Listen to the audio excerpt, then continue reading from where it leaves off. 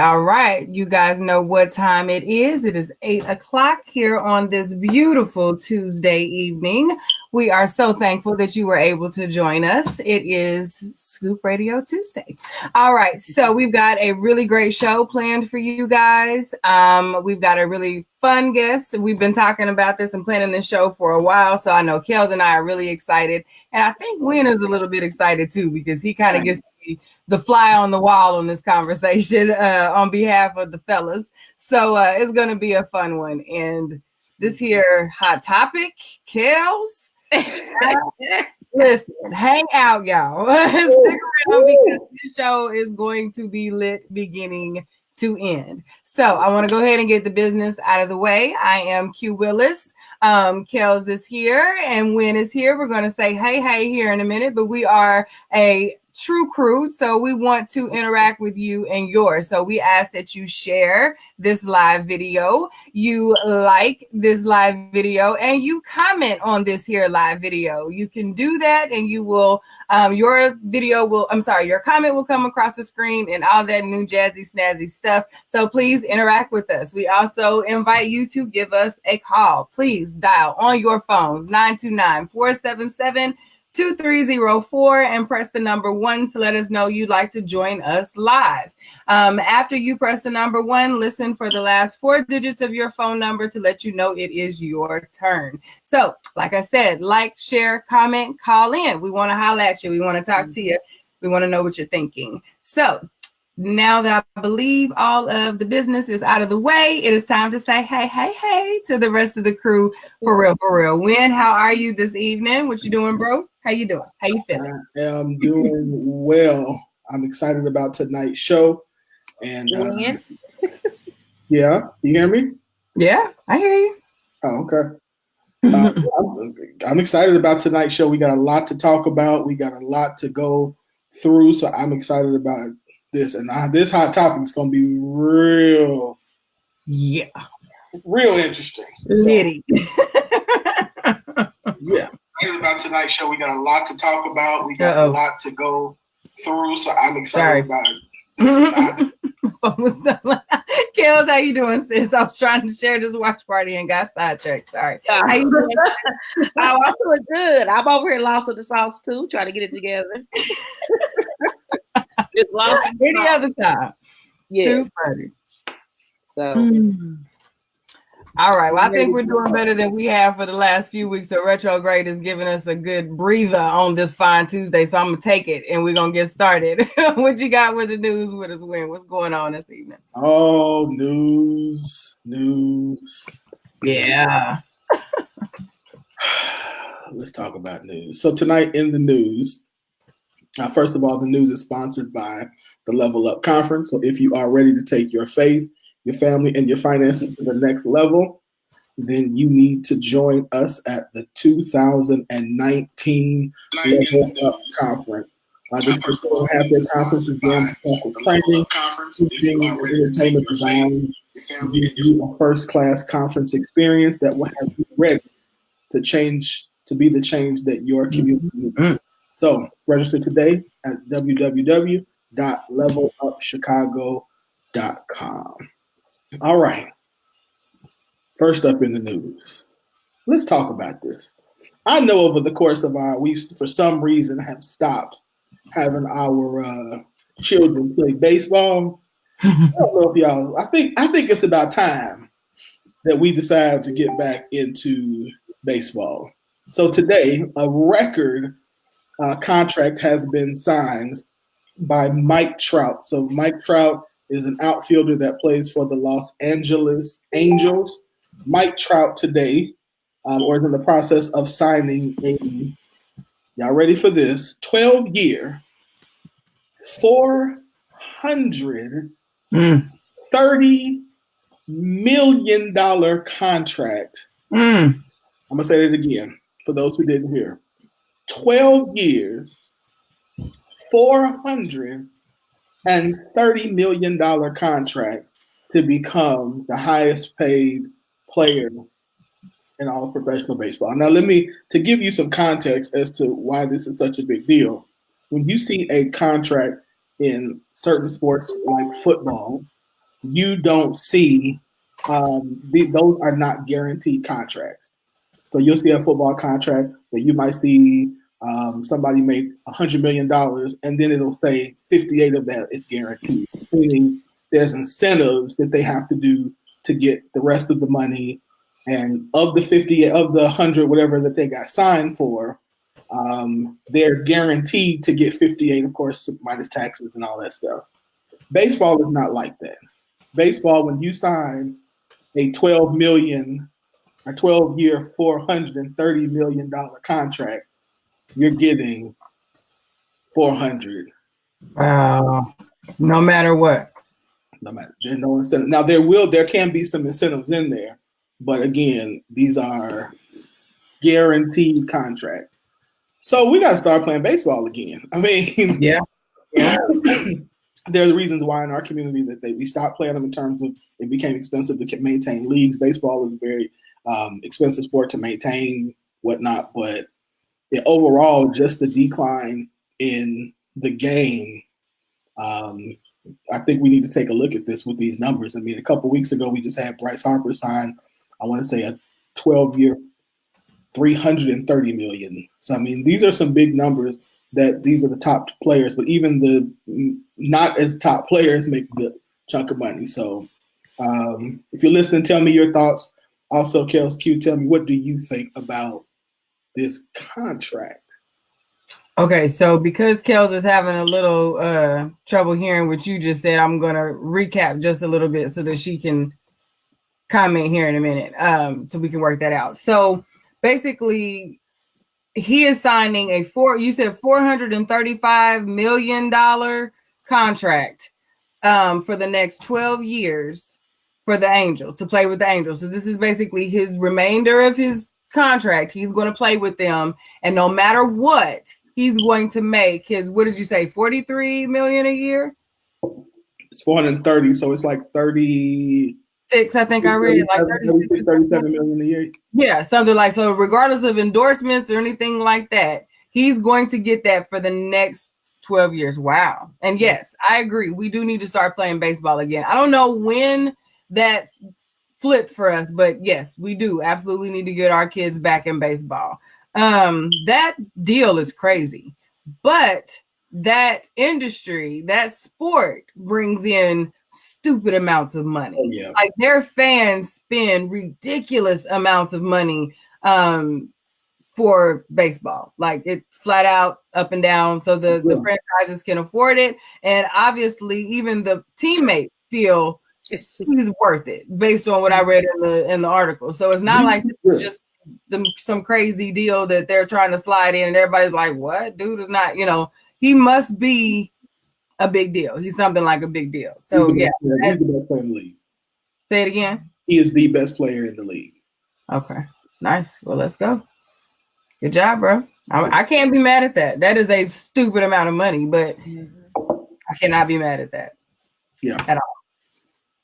Kels, what do you think? I think we can still see and hear you. So go ahead and holler at me, girl. What do you think about a $430 some odd $million deal to play baseball? It makes me think about how much the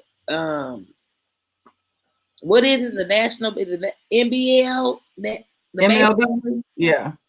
Oh yeah, Major League Baseball. How much they are making if teams can give these types of deals. So I'm in no way, shape, or form a baseball fan. I don't know who y'all talking about. So yeah, right. I didn't That's a lot of money. That is a lot of money. And can you imagine how much the industry is making for them to be able to have deals like this? Right. Like that is crazy how much. If you can give away $430 million, you got to be making trillions. Yeah. Obscene amount of money. Mm-hmm. It's spending all in one place. It's a lot. You silly kids, don't spend it all in one place. It's a lot. I think it's a whole lot. Ooh. A whole lot. All right. Next up in news. So I don't know if this was happened today. So I don't know if you had a chance to see this, but Wendy Williams on her show today announced that she reveals that she's been living in a sober house and she's been seeking treatment for an addiction. So it says she's been seeking treatment for an addiction. She revealed on her show. She says, you know me for being a very open and honest person. Kevin and I have the Hunter Foundation for the Good of the People. And we recently launched our 888 Hunter number for people who are in the struggle of addiction. Well, for some time now, and even today and beyond, I have been living in a sober house. She told him, when you see me come to work glammed up, right after the show, I do Pilates. I've had a struggle with cocaine in the past, she said. I never went to a place to get treatment. I don't know how. God was just sitting on my shoulder, and I just stopped. There are people in your family. It might be you, and I just want to know more of my story. So she goes in to talk about how she goes to a facility after work where she has a 24-hour person who watches her and the other people who live in this house. She talked about how they have to, they watch TV and talk, and then at 10 o'clock it's lights out, and they do this again today. So it was very revealing, and I want to know what are your thoughts on that? So I am not a Wendy Williams fan. I don't generally dig what she represents. However, I remember when she did the pass out situation and they said it was the whole overheating in the costume, and we laughed and we made fun of her and she was memed immediately. And we know it's only a matter of time before she's memed for this. Me and my coworker talked about this, and I thought to myself, I laughed at first and was like, well, yeah, she's gone through a lot, especially in the last few months. We've seen Wendy in the news a lot for her very personal things being outed that she would in any other circumstance be blasting all over, and it would be like, whatever she does, the how you doing or whatever, like that would be the headline. So for the roles to be literally and very publicly reversed, I was not at all shocked for this to come out. I didn't follow her previous, her past to know that this is something that even her fans knew that she'd been struggling with off and on. So as a woman, as a human, I can't help but respect what she's doing. Especially in her honesty and her transparency. So I thought that was really, really cool of her. And I think that probably touched a lot of people. But I also have to, on the flip of that, being someone who totally identifies with the energy you put out is often the energy you receive. I think a lot of what Wendy puts out is a lot of what she's getting back. And you can't really determine how hard and how fast and at what degree you get your energy back. And sometimes it's blessings and sometimes it is BS. And I'm praying for her in this situation because she's literally made her career off of people in this world, in this life, going through this type of situation. So I really hope the best for her. But this, that was my honest thoughts on that was, I don't know how long we expected to be able to live this kind of life and not experience any of that. So yeah. That's fair. Kel?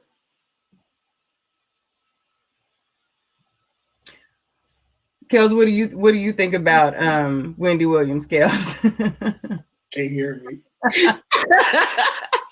I used to be a real big Wendy fan. I just fell off and stopped watching her, so I didn't. I mean, it was the first time I heard, when this went on, I hadn't seen anything or been watching the show. But my first thought was that she taking it to the next level, like I'm reporting on myself before anybody else can. That's how I took it. And I'm like, did you really write a book? Is this a publicity stunt? But, definitely if she's trying to get her life together, that's cool because I think people should share, especially those that people look up to. Yeah. So that they should share those trials that they really are being sincere because you never know who it could help. Somebody else might be honest if they see her being honest like that on national TV. Yeah. So. A lot of us can't do that. Right. That was tough. Yeah. I respect her for right. I do respect her for saying it though. I do. I do.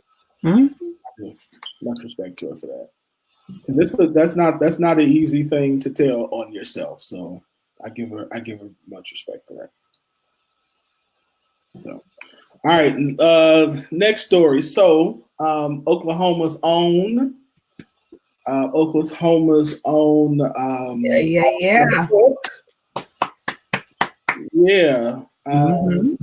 appeared yesterday on the Food Network's Family Competition show. And they won. So Oklahoma family with the knack for Southern food cuisine is now the champion of Food Network's newest competition. The Harris family, owners of Off the Hook Seafood and more, was featured on the Family Food Showdown. My mouth is watering. The families compete against each other over 3 rounds of challenges. They competed against the Santana family and their Cuban-inspired recipes, but it was the Harris family who took the prize of $10,000. The competition was decided by the Harris's dinner recipe, which featured, forgive me now if I shout, mashed potatoes, fried chicken. I'm sorry. Chorizo gravy. They said they plan to use the money to visit the sea. Off the Hook has 2 locations, 125 West Britain in Oklahoma City and 1920 South Meridian in Oklahoma City. I've been there. So food is dope. Food is on point. I can't front. So shout out to the Harris family. So Q, let me take a praise break while you're doing this. Listen, I was at Off the Hook on Saturday afternoon. Okay. I was there on Saturday getting my life for the whole house. So yeah, I love Off the Hook. I've been craving, I think I posted a few weeks ago, I've been craving their seafood rice, like the big cup, forever. And I went on Saturday to get that and I was late and they were sold out. They had just like Saturday that they were out at like 2:00. So it was real. And if you want Off the Hook, go early because it's just that real. And I read in a few articles actually that they have been packed at both locations ever since this aired. All of our local news stations are sharing articles about it. I think KOCO was there this evening doing follow-up stories about it. So this is amazing for the city. This is amazing for this family. What I really, really dig about this family and about this story is their dedication to bringing their entire team along.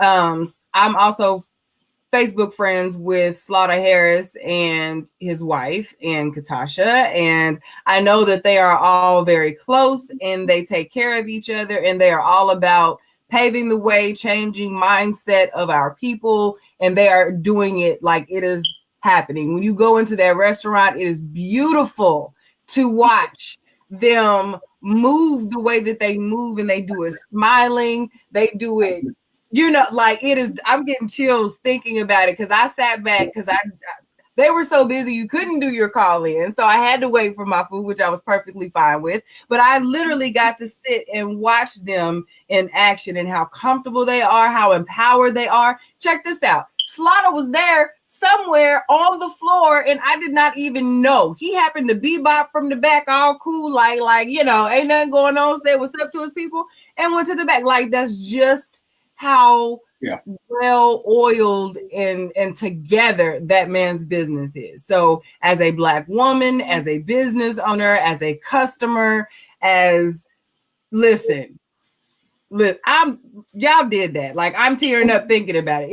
It is amazing to watch this happen for them, to see their son coming up behind them and doing. I am hats off the hook. Y'all did that. Yeah. Look, y'all gotta be crying. I feel it. I love that family, y'all. It was dope though. It was really, really dope. I love that. Yeah. Kel? That's cool. Kels, what do you think, sis? I feel the same way. I'm proud of them. I think Kels is still here. She's Black on my side. She's on my Black hand side, but I think she's still here.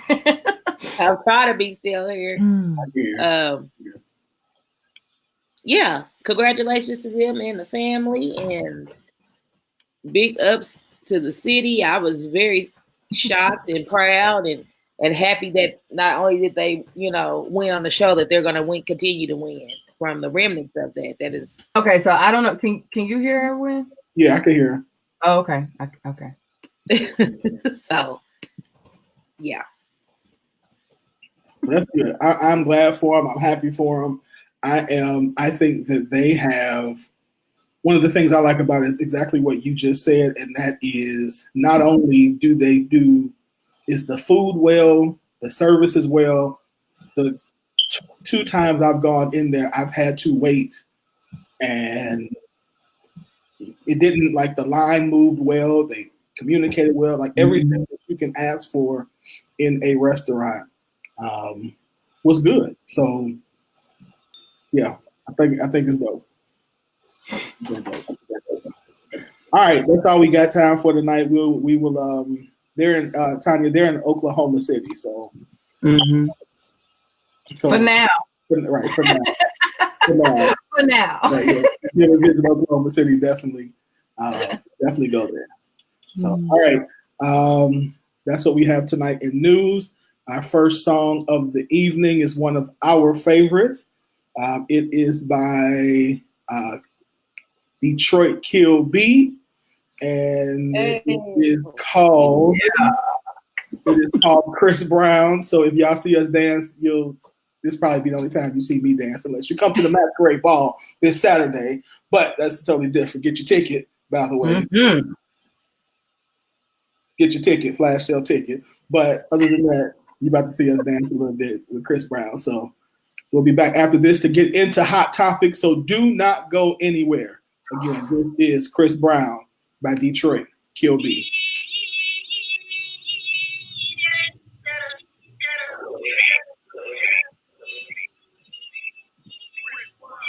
Out like Gouda, piranha up there, Gouda, that you can't fight me back. That's like a pin with no muscle. Disregard all that hating, that's why these MCs look puzzled. We bulletproof in the club, outside leaking in puddles. We strong 900 proof.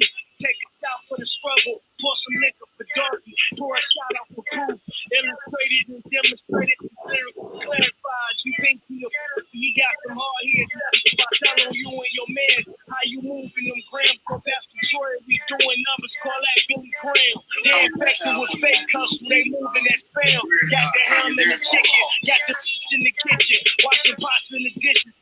Don't see the mission until they stuck in submission. Power moves the position, autopilot on this.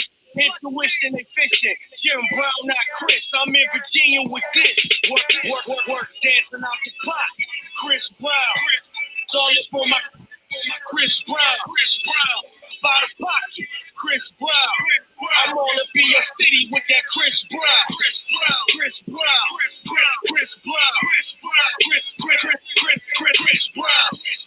It's by the pocket. Chris Brown. I wanna be a city with that Chris Brown. It's a dirty situation. I keep it rap like Trojan. Stay strapped like CPL-ness. I'm legal. Pop tops like Pringles. Whipping up in the Regal. Ain't a bean Popeye. Spit the truth like Eagle. Long with them kitties with truth. They ain't legal. Cast out them hundreds for ones. I'm throwing singles. Strip club raining. Hurricane and Katrina. We ain't maxed out. We stay platinum like diesel. Ball cheese like Cheetos. Running faster than cheetahs. Come show with your kids. I damn you the Vito. Guns on their hip. They calling me Max Payne. Eyes turn red. I blank out like Max Payne. Work, dancing out the clock. Chris Brown. It's all up for my kick. Chris Brown. I wanna be a city with that Chris Brown.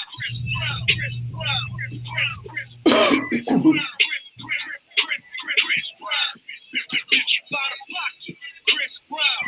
I wanna be a city with that Chris Brown. Getting up red and green stacks, thinking it's Santa Claus. That's a damn shame. No voice in a room call and it ain't dishing dimes. They calling me Chris Paul. I ain't cutting it. I'm feeding it to them straight raw. Got a new polished flow that shine brighter than armor all. You the floor, niggas gazing when it shine. Them ain't real diamonds and souls cloudier than the 40 day. Been the lane school beat down on half a day. Niggas they hot as us, wanna copy like lottery. They floppy like Joey B. They close to Richard.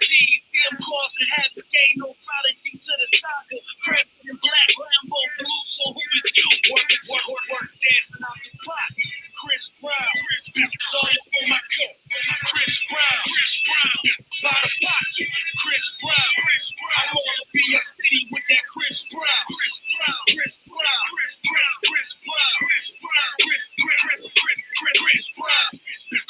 By the pocket. Chris Brown. I wanna be a city with that Chris Brown. Work, dancing out the clock. Chris Brown. It's all up on my cup. Chris Brown. By the pocket. Chris Brown. I wanna be a city with that Chris Brown. Chris Brown. By the pocket. Chris Brown.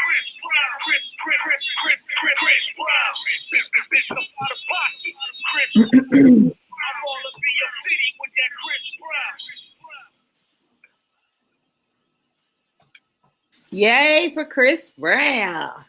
That is our jam. So Talk Radio. it is now time Welcome for to Blog Talk Radio. sorry, Please hold guys. and you will be able to listen to the show.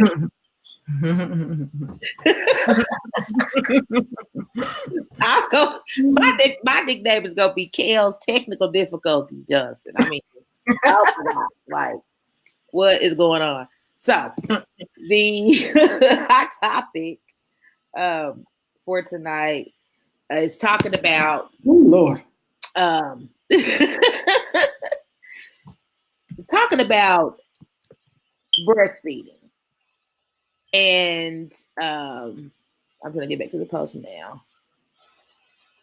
There was a picture of a woman whose breast was more exposed and was breastfeeding, and then there was a picture of one who has the cover on, and it says the left isn't appropriate at all, especially if you're breastfeeding around your man's homeboys, and that's the picture with most of the breasts exposed, and underneath that is a comment that says, if my child is hungry, my woman better feed my kid. If a dude can't conduct himself respectfully, he can get the blank out or get his, I don't know what the rest of that was. So basically, he was like, if my child is hungry, my wife whip it out and go ahead and commence to do what she needs to do. So, oh gosh, it was some going back and forth. on the post, but I'm gonna go to y'all first. So Winfred. Wait. Yeah, you going first. You going first. Winfred. Yeah. What do you think about breastfeeding in public without using a cover? What is your opinion on the whole thing? What do you think about it? Question. Oh, so let's be okay. So on a serious note, it is a part of life, y'all. Like we shouldn't be all that moved by breastfeeding. We shouldn't. However,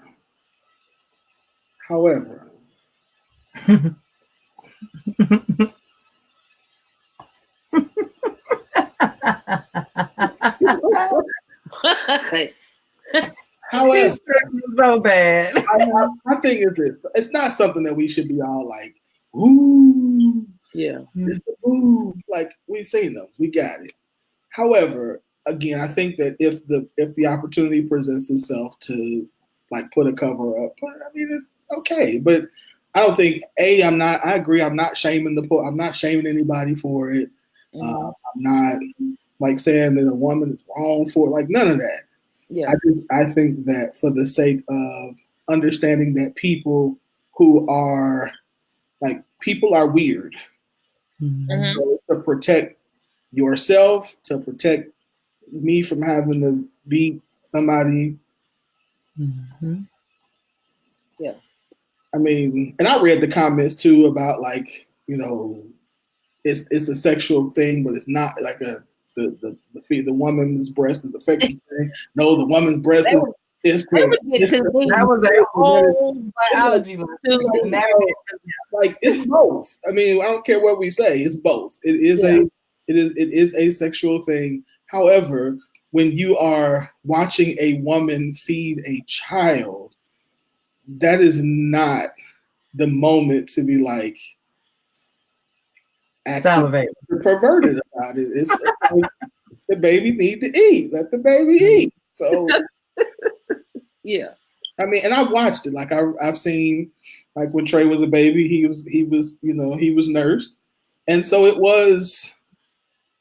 it's not the most comfortable thing in the world to be sitting in the restaurant and do it, but at the same time, when you realize the amount of pain that the woman is in, like there is nothing sexual about it at all. Like she's in pain, like she's about like sometimes I've seen like in tears almost because this baby needs to eat, and when the baby needs to eat, it produces milk, and when it's time, so yeah. Okay, what you think, Q? Being a mother. So, I nursed all three of my babies from birth until about 9 or so months, until them good old teeth started cutting. Then I was a pumping mom. But this was life for me for the first 9 months of each of my children's lives. Now, while I'm not full on mom on the left, where I'm just plopping it out and boom, I did have what's called a receiving blanket, the very light little blankets that you can put over your shoulder and allow the baby to go ahead and nurse and do their thing. Now, I will say that if society, I'm going to speak to what Wen just said, people are weird. And when you are nursing your child, your vibe is very important to how well that baby nurses. So that you can get comfortable again, it's very important that you're safe, you're chill, you're not cussing folks out, you're not going back and forth with folks over a personal choice when the root of it all is the baby got to eat. So, to keep that whole conversation down with people that have no input or say whatsoever in my life, it was easier to just do the blanket. Now, am I going to go, oh, for shame, if you happen to see a nipple? Hell no, because I'm feeding this baby. If I have to do what I have to do because this child needs to eat, you're going to have to adjust yourself. I'm sorry. I'm not going to get up and relocate from my whole table and all this other stuff from the protection of my husband in case something acts real stupid. I'm not going to go into some quiet corner where I don't have time to protect myself or my child. I'm going to be right the hell here, and you're going to have to move around. You know what I'm saying? And that's just kind of how I feel about that. I also want to touch, because I know we got a whole lot of comments for Kels to cover from this post. I'm gonna just cover that whole sexual organ versus it being nature. And I agree. Also, as a woman who has had whole babies multiple times and been in this situation, it is both. So you as a woman, I feel, and a mother have a responsibility to recognize that it is both. And some people do not have that difference. But to the men, that is really not a valid excuse for you to use as a grown-ass man, because you can sexualize your woman's boobies, but you don't get to really sexualize another man's boobies feeding that man's child and then make this woman feel some type of way because you can't keep eyes front. I'm going to need you to keep your head swiveled another direction for another man's breast. Like, that's not what those breasts are for in that moment. So I think at some point we should have enough self-control to look at something other than a woman feeding a baby. So I think that's kind of why women were like, and some men were like, really, bro? Like, breasts are a sexual organ now? And we got kind of distracted on that. Like, no, nobody's looking at breastfeeding breasts as sexual organs. Like, don't get distracted. You know what people saying when people say that. Like, you're able to separate the two. Nobody wants to hear about what breasts are used for sexually when we're talking about nursing babies.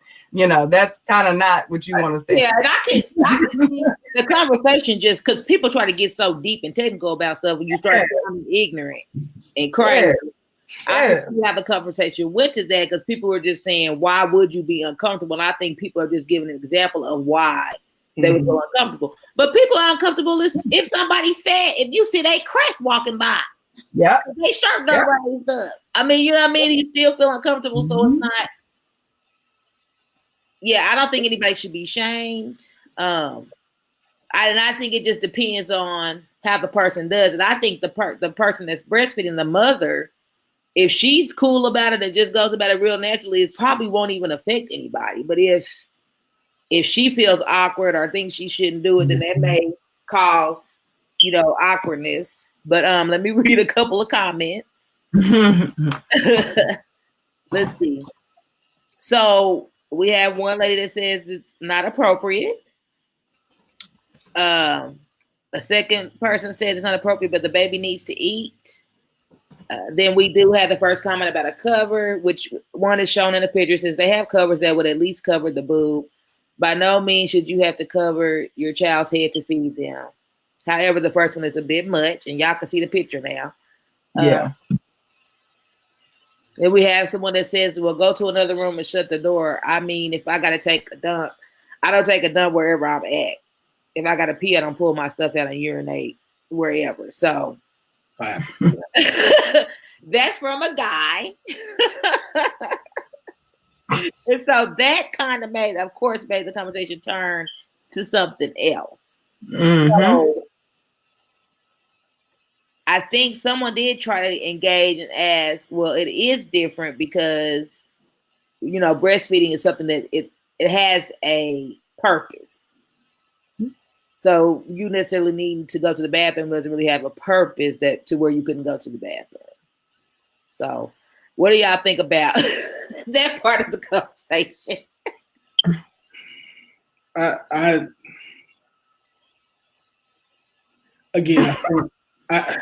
think until you've been there, like when you've been there, I think it's a different, and there's a level of maturity, obviously, but like if you walk, so let me put like this, I think what people don't separate is if I were to walk into a restaurant and there was a woman's breast just out versus I walk into a restaurant and the woman's breast is out and she's breastfeeding.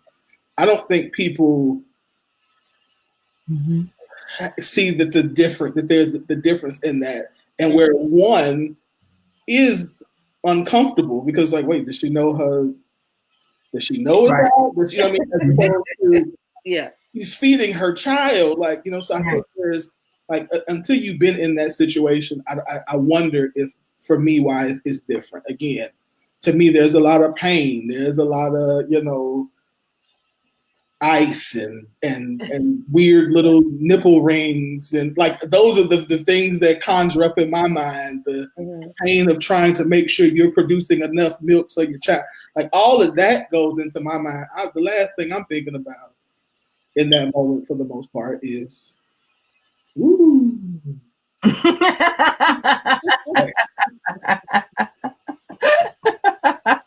Yeah. Right. Also from being in that position, I think moms get a bad rap in this. Yes, you can pump, but like Wen said, you not feeding that baby. If that baby is right there with you, your body is saying that baby needs to eat. So you pulling out a bottle to make the public comfortable and missing the meal that you're out having with your family or the function that you're out with your family, where, you know, you're missing that experience, making yourself uncomfortable with engorged breasts because the milk is coming regardless if you give it to the baby or a pump or whatever, it's coming and that hurts. Okay. So that hurts. So you're in pain if you're feeding the child temporarily or if you're not feeding the child. You know, there's just a lot of factors in that. And I think it's kind of interesting that people are willing to even further inconvenience a woman for doing the more safe, more natural, more like that's what we were here to do. So we got to go into the restroom, the most unsanitary space, and sit for 15 to 20, 30 minutes, depending on how your baby eats, in the bathroom, because that's usually where they stick the nursing rooms in public places, and feed your child. Whereas I could sit here with my family with a little blanket and do my thing, you know, a nice blanket or whatever, or even if I'm covered by my husband and I'm not sitting here with my whole breasts out on the table. I didn't flop it out on the table. The baby's eating for the most part. You know what I'm saying? It's so funny, the visuals that we come up with when we even have these conversations. It's so rare that you even see the woman on the left out in a public space. Yeah. You know what I'm saying? So it's just so funny the visuals we come up with and how extreme we get when we have this conversation. Yeah, like that's probably go to the car, go stay home until the baby is eating table food. Like, what are you talking about right now? Like, it's just do you want to the last thing you want is a woman who ain't going outside. You want her to go out, brother. Trust me. You want her out there. Well, you know, I have a breastfeeding incident where it didn't necessarily make me feel uncomfortable, but it was like a ripple effect to other things. So I can see both sides, not saying that it's right, but I can see how sometimes it can be uncomfortable because at one of my past place of employment, we used to do these interviews, one-on-one interviews with people. And there was a lady that came in and I had to help her complete the process. And she was breastfeeding, and in the middle of the interview, she had to breastfeed, and she didn't have a cover or anything. So she, you know, took it out and was adjusting. And I mean, it was like right here, like I'm right here. And then she was like right there. And I was like, oh, okay. It's in a job interview? It was like, it wasn't a job interview, just like an application to get into school and stuff. And so, you know, she had to finish doing the application. So I'm like, okay, well, are you going to finish the application? Or, you know, do you need to take a break, something like that. So I was like trying to help her with the application. She was like, yeah, she wants to keep doing it and all that. And it was just a ripple effect. So because of that, like I got like wrote up for like putting in her information and her not putting it in, you know, just things like that. But I'm like, well, I felt uncomfortable. So I'm trying to help her either get finished with this, or if she wants to go somewhere else, because I mean, I didn't know her. I think if it was somebody I knew, it probably wouldn't have been as shocking. But I mean, it did shock me. So, and it made me feel uncomfortable. Not saying that I have a problem with women breastfeeding, but just like right then, it just was that. Do you think it was more uncomfortable because of what you were doing, like that setting, or like if you were in a restaurant, would that have made you the same type of uncomfortable? No, I think it was because in that setting and with somebody I don't know. Because I had, you know, nieces and sisters that breastfed and it was never anything. So I think maybe sometimes it's just the level of comfort with who it is versus using the cover. I mean, using the cover, that's nothing. Like you said, you could put up a little blanket or something like that, but you don't have to. But so if you're at home or something like that, I don't think I would have felt uncomfortable. Let me throw this question out. As a man who clearly has a level of ignorance in this, why is a part of, because I think when I looked at the comments, what I saw the majority of women over a certain age saying cover up, and women under a certain age saying let us be free to do what we need to do. Do you think that is a part of the generational shift, or that's happening, or that happens, where, because I think some of the ones who are over that certain age, I think we're raised like that. You see how I did that, Kill? That we're raised that is something that you shouldn't do. That's, you shouldn't show your body. That people shouldn't be seeing those those things that should be kept secret. So do you think that's part of why we see such a big difference in the responses, even between the ladies? I expected the men to be men about it, but I didn't expect some of the ladies to be so like, cover up, you ain't. Probably some of the same ladies who still probably trying to tell people to wear slips. But I don't even think it's that big a difference, because I would just, if I was in that position, I think I would just feel more comfortable covering up. I might not want you looking at my boob. It ain't the fact that it make you uncomfortable. I don't want your eyes on my breast. So I don't think it's necessarily a generational gap, because I'm not on the other side, and I would rather cover up than not. But like I said, I would have a problem with somebody who needs to do it. Like, oh, shame on you, Scarlett. Right. Knowing you, Kels, you were in a lot of instances. You have a lot of old school in you, so that doesn't surprise me to hear you say that. So maybe when I say generational, maybe it's not an age thing, but that's what I'm saying. I think it's just the way you were raised. Okay, because like, not getting away from the topic, but there's several things that is kind of taboo, like in different cultures and things like that.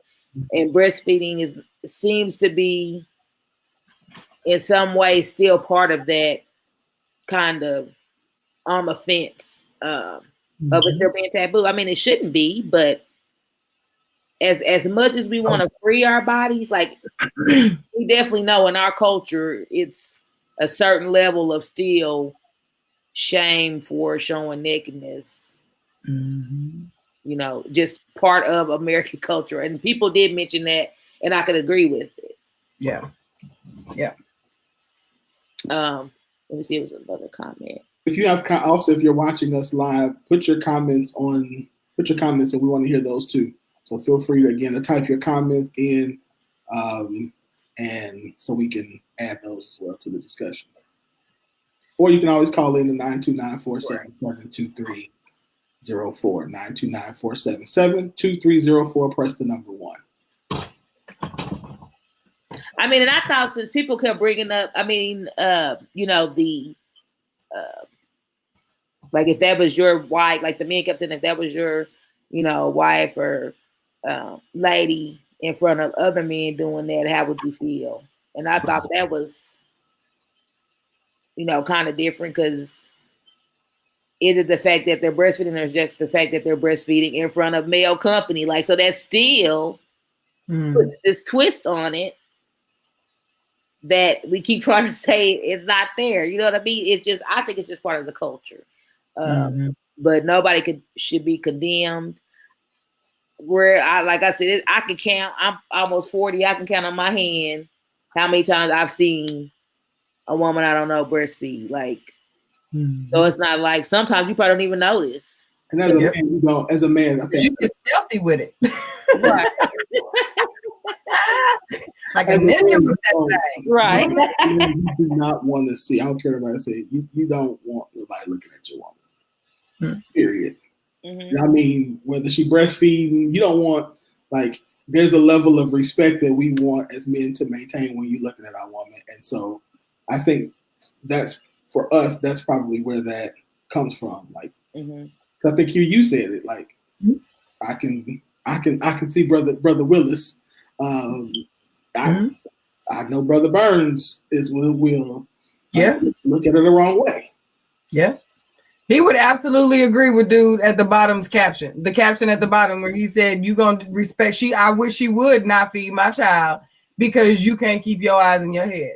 Like, because y'all know James has been, he wasn't doing music when I was nursing kids, but we got all kinds of men around us. We've got all kinds during the time we were nursing kids. There was family functions every Sunday, all that kind of stuff, and his family is huge, so there's always a new uncle, cousin, friend, somebody from forever ago that's done roamed through mama's house, and we hanging out, and I would have my blanket, but there was no moving into the room away from the party, none of that, and he would sit next to me, and he had that look like, yeah, she's feeding, she'll be done in a minute, keep it pushing, player. It wasn't no whole bunch of conversations and carrying on and all that. You recognize, oh, okay, Miss Lady, and keep it moving, and that's all that is really needed. There doesn't have to be a conversation about it. You know what I'm saying? Yeah. But I also don't, again, I think that left picture for social media's sake was kind of extreme because even the most free woman doesn't necessarily want to be out like that. And I had fussy babies. Both of my girls were hot bodied. They hated the whole cover, but that's why you do the whole tent thing where the majority of the cover is on you, but the shade is there and the baby still gets to be free and do their thing. And the baby's eating. People are acting like you suffocating a child just to keep the titty. That is not how you feed the babies. Like, I was looking like, come on, sis. That's not what they say. Like, it was just one extreme to the other. Yeah. And that's how we do. We want everybody we have this, what's so crazy about all the hot topics, all of our conversations, as entertaining as they can be sometimes. And you can learn some things every now and again. Oh, yeah. We have to take it to the extreme to get our point across. Like, I want to win you. I don't know what this imaginary game of winning points. Right. I agree with you. Like, it's a never-ending game. Get the most agreements because people will pull out the stop to get you on their side. So, I think there's a lot of extreme going on. I was actually just shocked that it was still that much conversation and that much opposition about breastfeeding. I don't know if y'all remember. I don't know if it may be still going on, but a few years back, I want to say, at least 5 years back, when it was part of the our culture needs to be free. This is, how we're made. In our culture, it was a movement for Black women in breastfeeding. Mm-hmm. And I remember following that campaign. And I mean, they was full everything down the breastfeed. So I was like, now, I don't know. You got to have both breasts out. Like, you got to have both. Yeah. That's probably one of the things. I do agree we need to breastfeed more in Black communities, but I don't think we need to be, all out like that. I'm all for the repush of us going back to nursing. I think back in the day when the whole welfare push and all that was happening, WIC sprouted up and food stamps and all that happened, they really discouraged us from nursing our babies with our own natural stuff. You know what I mean? There's, for every 5 women who nurse, you'll find 10 who'll say my infant meal was just fine and there's no difference, and and whatever. I won't even go down that path. My baby's grown and healthy out, and I don't have those issues. But I think we really need to go back to that. I know that's part of off topic, but I'm all for re-educating our women, our young girls about nursing babies. If you're gonna have these babies, knowing how big these kids are and the stuff they put in our foods, we recalling Reggie foods, like stuff that ain't never been recalled before getting recalled. So we really gonna trust this dust that they put in this little can that's $39,000 that you got to go through like that, as opposed to what you're producing? We can't pause for the cause to give our babies the good stuff.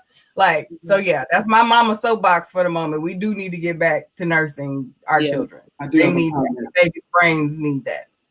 I do have a comment. The comment I have says, Regina says, I just feel like breastfeeding is intimate and private. If you are at home and there is company, you should excuse yourself and feed your child. If you are out and about, by all means, cover up while feeding your baby. We all know it's natural and beautiful, but it's okay to drape covering over you and your baby. We want women to return to expressing modesty, but it's okay to whip your boob out because you are feeding a baby. A breast is a breast, and modesty is modesty. Hashtag my opinion. Okay. I can respect that. Yeah.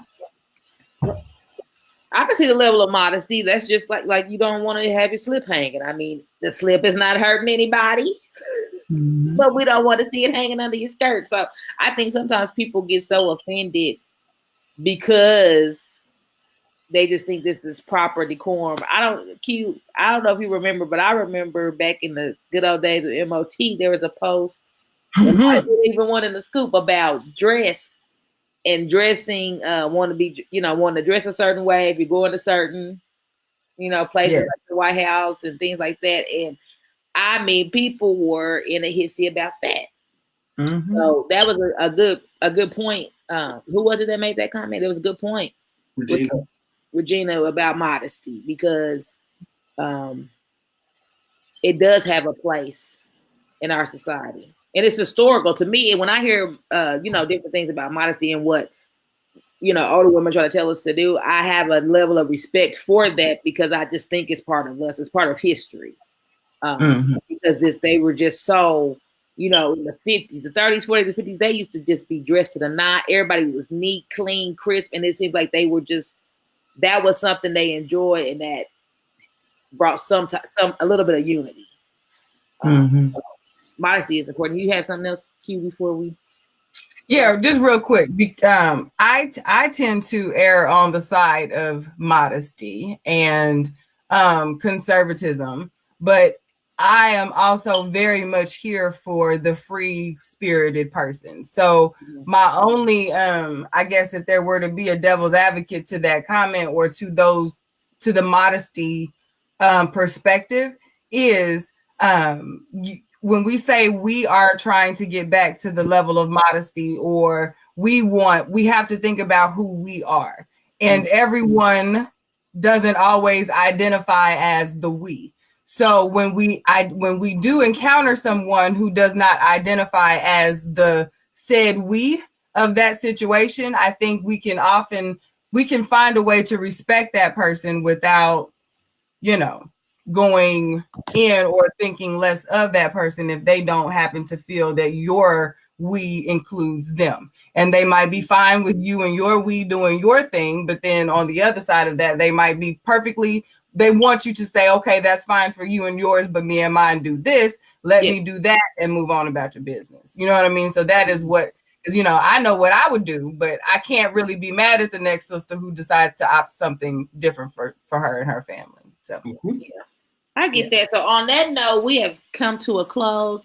We had a very good hot topic. We like those sizzling topics because it gets our juices flowing. But I think it was a good way to see what people think about that. And just remember, this segment is brought to you by Curvy Kitten. Curvy Kitten is more than a clothing line. It's a movement to realize that loving all our curves, no matter what size, is the foundation for loving each other. You can get your Curvy Kitten at www.curvykittens.com. And we have some music. Yeah. Music. I lost it. We got new music. I heard it. I'm sorry. Is this the new one? This is new. Oh, yes. We have new music. This is called Champion, and it is by Vicky Favors.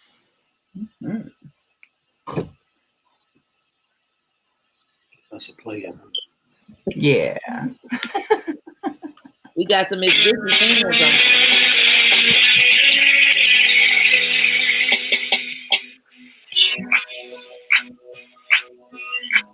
How do you know that you are more than confident? And that you walk in victory. How do you know that you are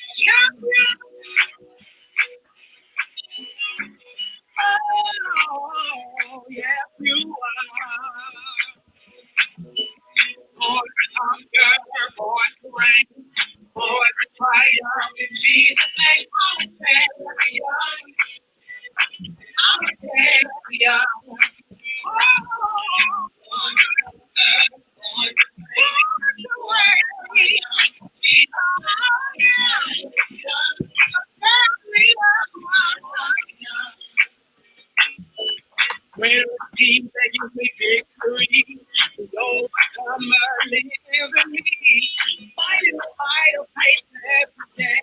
No matter what goes your way, I'm a champion. I'm a champion. I'm a champion. I'm a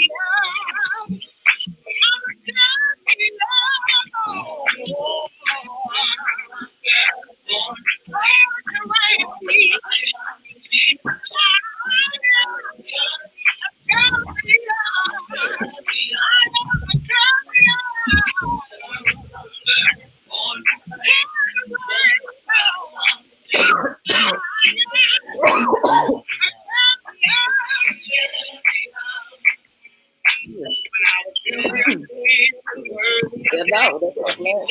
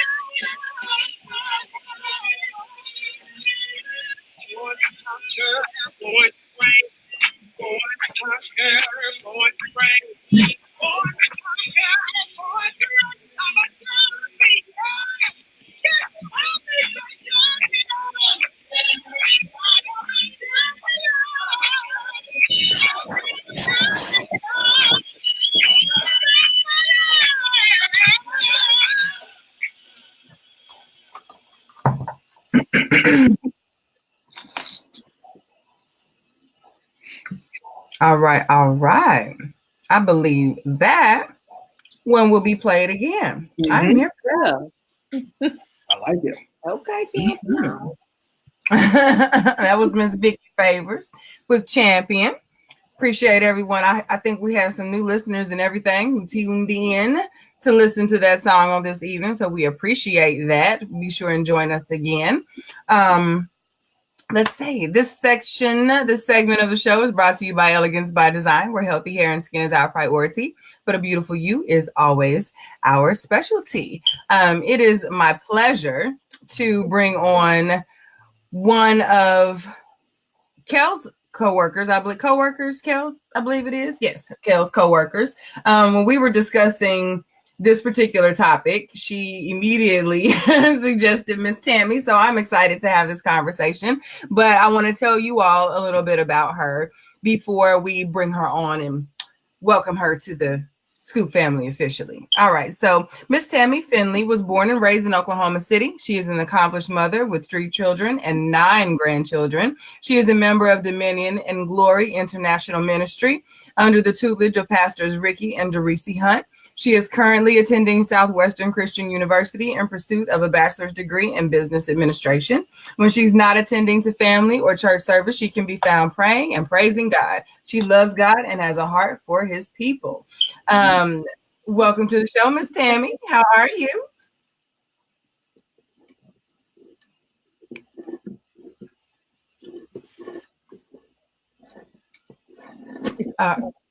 Is Miss?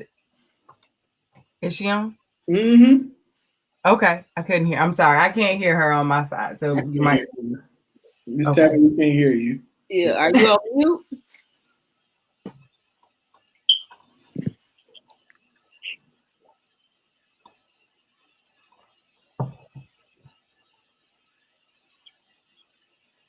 Miss Tammy. Miss Tammy, are you on mute?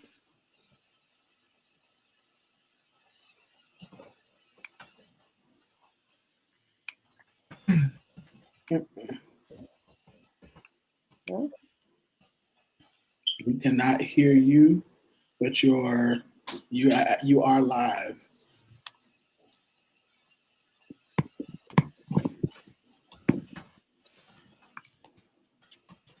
Let's see. I don't know. Okay, so while we try and get her live, and Miss Tammy, please, by all means, do not wait on us. Jump in as you're trying to talk. We will hush when we hear you.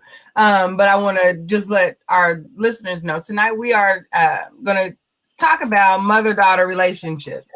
And is that her coming in, Wynn? Or is that me? That might be me. Okay.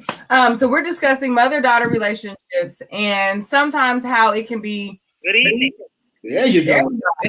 Hey, how are you? Welcome to the show, Miss Tammy. I don't know if you heard your bio or not, but we are very, very happy you could join us this evening. Okay, now can't hear you again.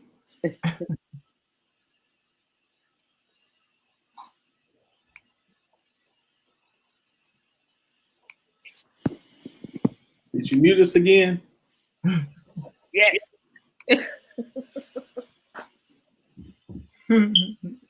We just heard you say yes.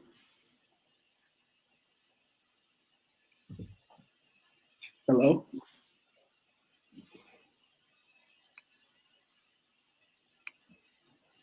Let's see, hold on.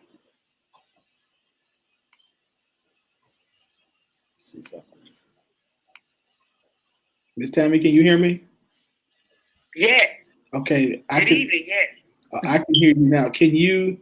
I'm gonna try to bring you back in because right now you're screened. Don't press anything. Let me see if we can. Okay, let's try. Miss Tammy? Tammy? Yes. Okay, go ahead. We can hear you now. Good evening. Hello.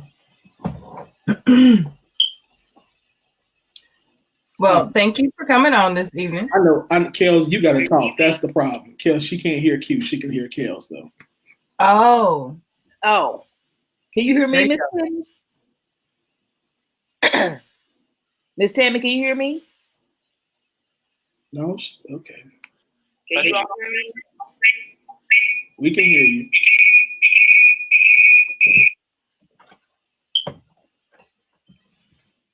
Okay, well, we were trying to see if there's anything else you wanted to add to your bio. We don't know if you heard it or not. You all can hear me? I'm sorry. Yes, we can hear you.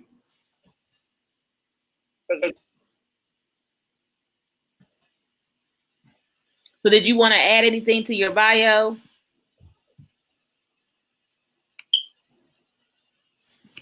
Guess not. And actually, Miss Tammy actually just has moved on away from SCU and is at a new job that she started this week. So yeah, that transition happened in the. Can you all hear me? Oh yeah, we can now. We don't know if you're going in and out. Okay.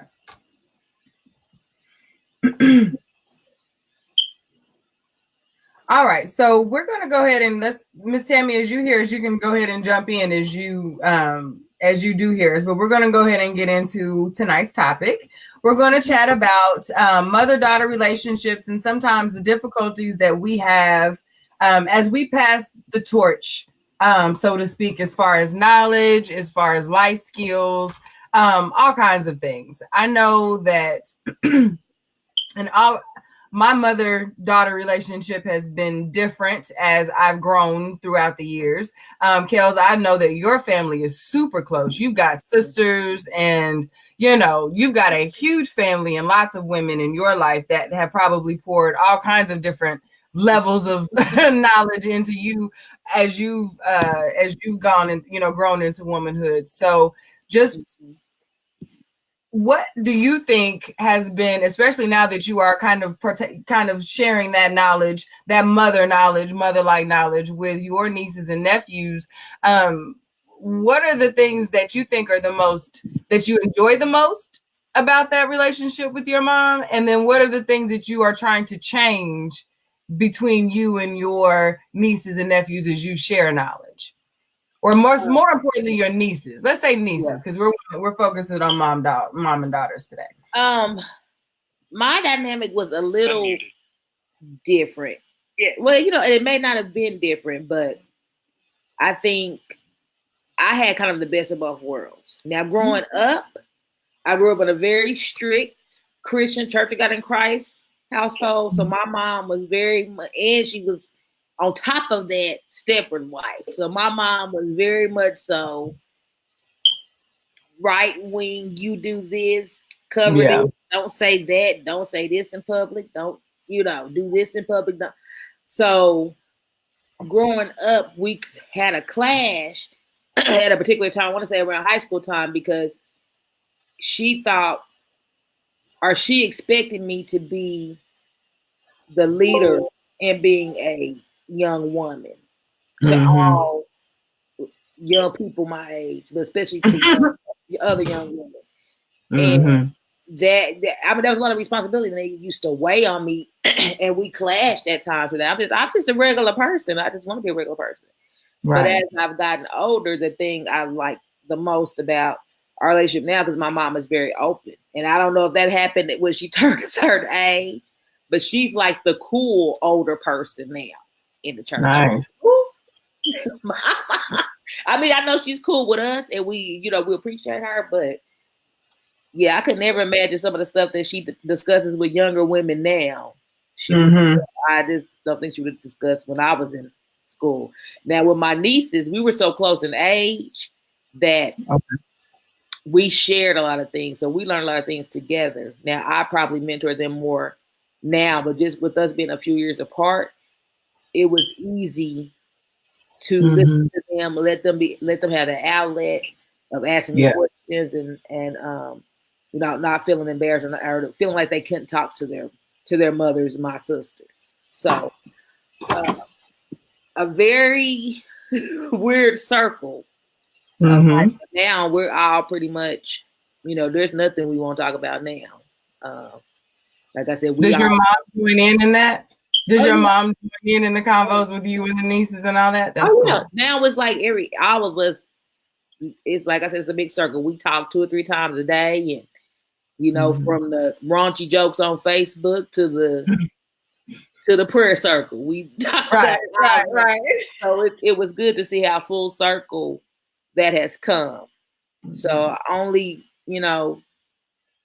but it always is like that mother-daughter, like granddaughter, grandmother, auntie, niece. It's something that's easier still than that mother-daughter relationship. It is. Crazy. I know Miss Tammy could probably speak to that from the other side. Muted. Yeah.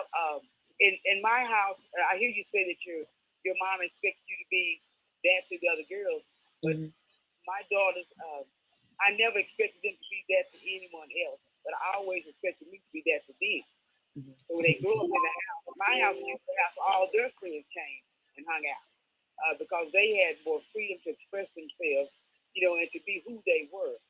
I would always value who they were and allow them to value who they were.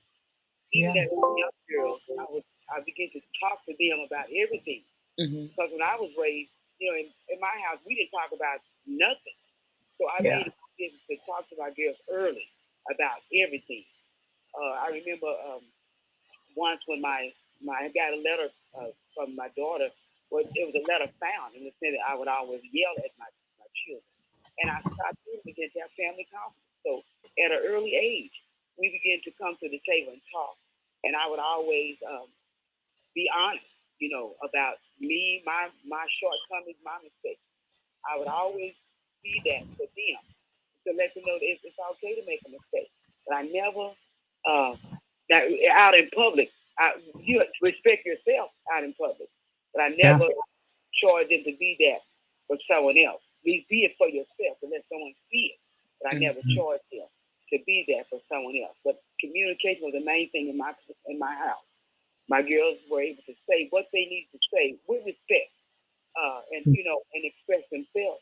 And I allowed them to do that, and we do that even today. I believe that really made the relationship rich.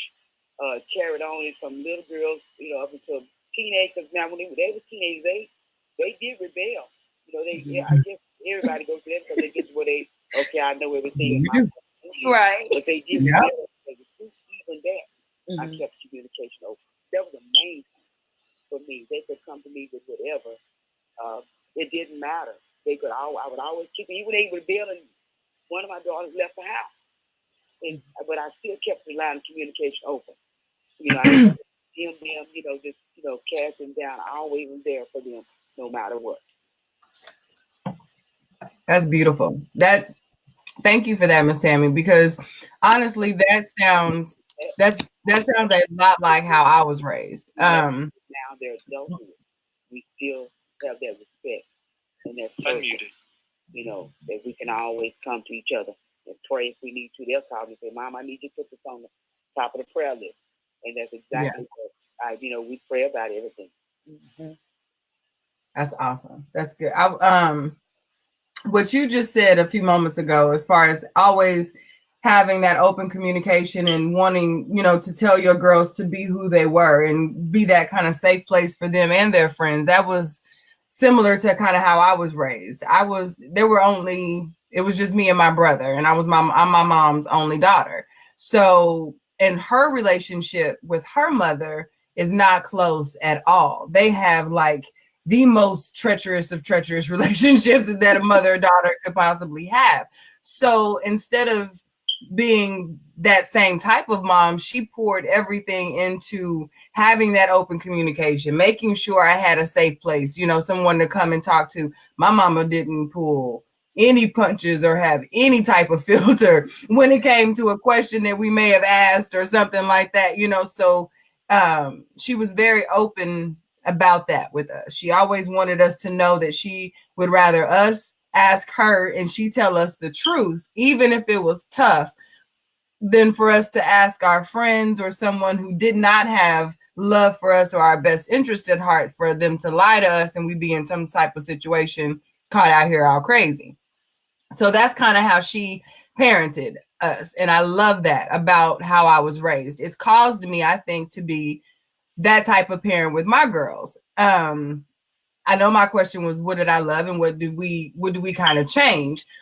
The thing that I focus on with my girls is making sure that while they're a lady, they don't get I want them to be ladies, but I also want them to be empowered at all times in all spaces to use their voices.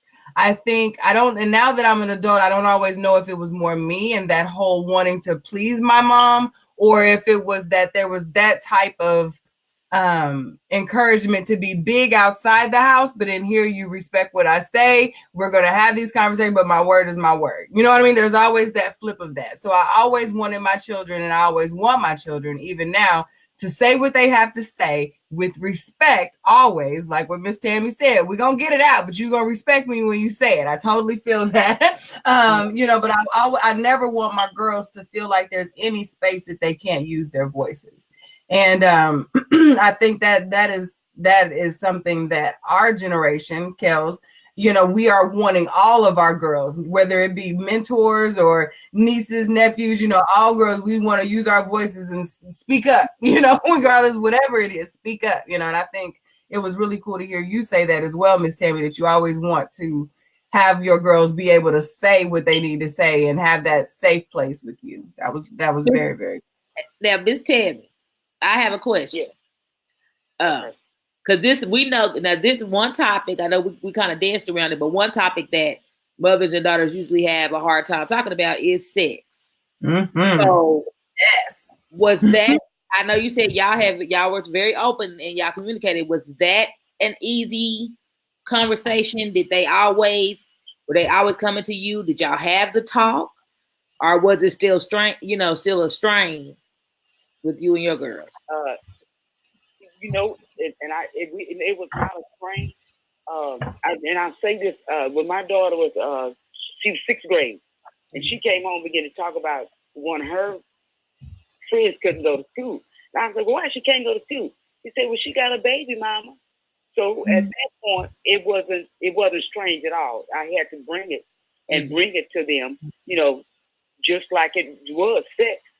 And I gave them opportunity. I tell you this, it was so open until when my oldest daughter actually made her mind up to go all the way. She actually came home and told me that night. Wow. She said, me and, yes, she actually, but she came and told me, and I was so glad because she came and said that she didn't. Now, that night that they went to the hotel, they didn't, but I think I was grateful because now everything, she told me, everything in me, I exploded on the inside, but she didn't see it. Yeah. See, you don't explode because it'll shut them down. And you don't want to shut them down because they'll go tell somebody else. I feel like they'll go tell your enemy before they'll tell you anything, and you don't want that. You want them to come tell you everything. And she did. So that night, that next morning, we got to go to, we talked about it, and I said, we're going to turn plan here. We're going to go ahead and get you some, protection. She thought maybe it was a trust issue, but I thought, no, it's not trust. It's a responsibility.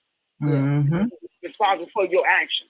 So that's what we did. And so we kind of fussed about what she was going to use. She wanted to use a pill. I said, no, you're going to use a shot because I don't want to hear you say you forgot a pill. So that's how it was. It was really open in my house. It was really open. We talked about everything. We talked about it. And it was open for them. Even my baby daughter, because they have 2 daughters, they're about 4 years apart. Even my baby daughter became sexually active. I went to her and asked her about her and her friend.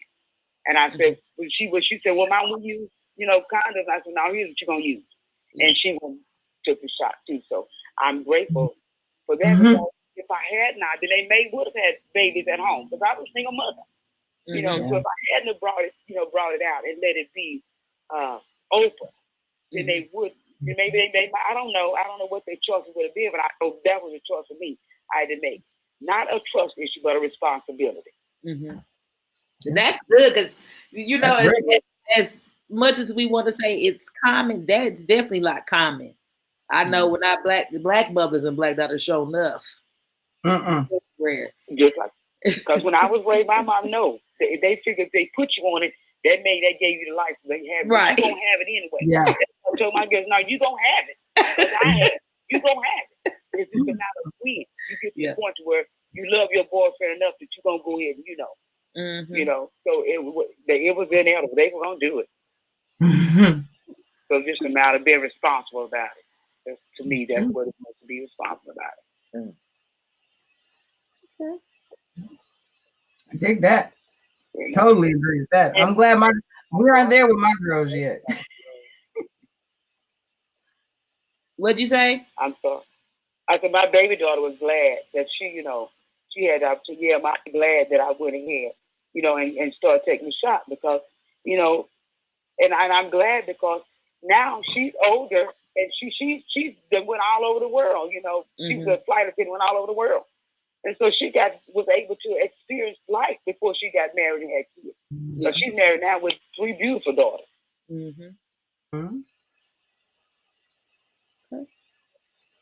But I give all the glory to God because it wasn't easy. It wasn't easy. It was some rough times in there. Sometimes I had to go behind the door and cry, and come back and feel, But I thank God because it was all Him. Leading and guiding and giving the wisdom how to raise them because they were all different. It's not a one size fit all for children. So yeah, but I was,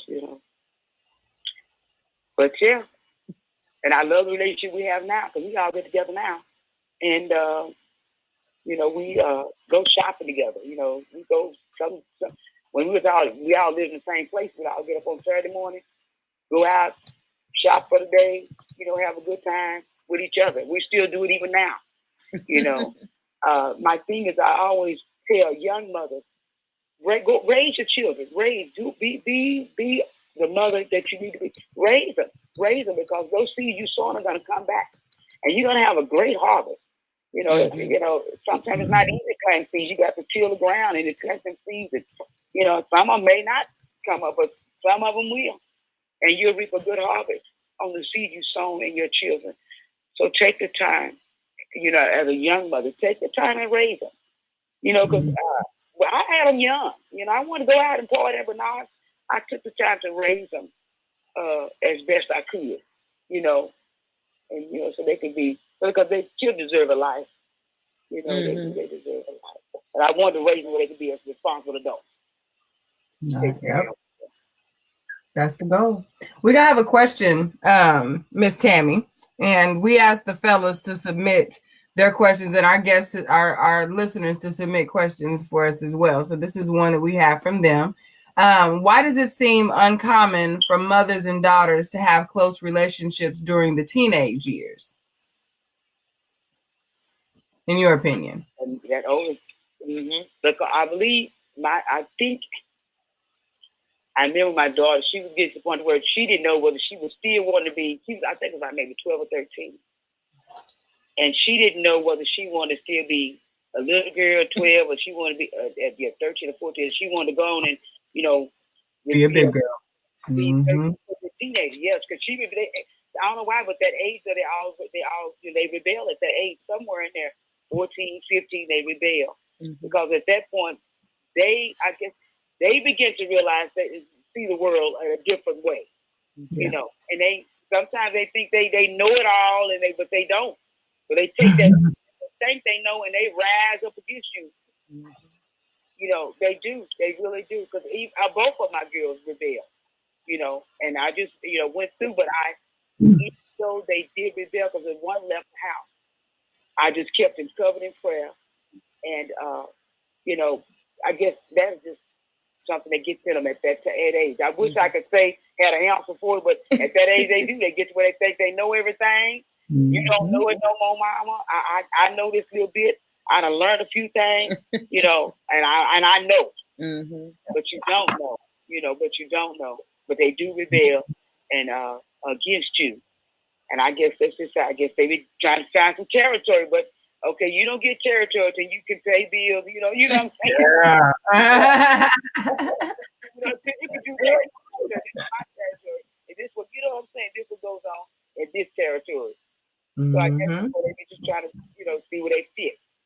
As they go on, because I never. Oh, go ahead. I just wanted to ask this before we have to wrap it up, but I just wanted to throw in for that same question. And you marking your territory. I'm wondering if that is just since girls do mature faster, or it's said they would mature faster. I wonder if even though we're 14, 15, that our minds are really that of an adult woman, because that's when we start thinking we want to make our own decisions. We want to decide how to do our hair. We want to decide what clothes to wear. And I think maybe might be part of the push that I agree with that. We just that's when we turn to, to that womanhood, and you just want to make your own decisions. And since mothers are usually spend so much time making the decisions for their daughters, as intimate as hair, clothing, makeup, earrings, shoes, even what type of underwear. So I'm wondering if that's just that natural push between the two. I agree with that. I agree with that. I want my hair like this. I don't want like you do it. I don't want it done like you did, because mine were curls and they wanted perms. But I told them, well, when you can, get where you can do your perm, you can do it. When they were freshmen in high school, okay, then you can get your perm, because you can take care of it then. But before then, you're right. I agree with that, Kelly. I agree. I agree with that. They trying to Yeah, you've done enough. Okay, now I can do this. Yeah, I don't need to do this no more. I can do my own hair. I can pick my own clothes. Yeah, I yeah. And me too, with my daughter being 12 going on 13. She'll be 13 in April. I absolutely agree. We had the high-waisted jean conversation a few weeks ago because she wanted to transition. Like literally, we had a thing, and I initially told her, "No, you don't need no damn high-waisted jeans, girl." Like that was exactly what I told her. You don't need high-waisted jeans. Like don't need them. But I had to think to myself, I can't put her in that box like people are going to put her in that box. I can teach her to be responsible in her dress, but I can't say I want an empowered young woman who makes decisions for herself and I'm limiting her from high-waisted jeans. You know what I'm saying? Like it was not that big a deal. We can still do high-waisted jeans just within reason for, they make them. So that is true. And it's because I had to think about that and think, girl, there's nothing wrong with that. You've asked her to tell you what she likes. And then as soon as you do, you're like, no, you can't like that though. Like, so you give her something.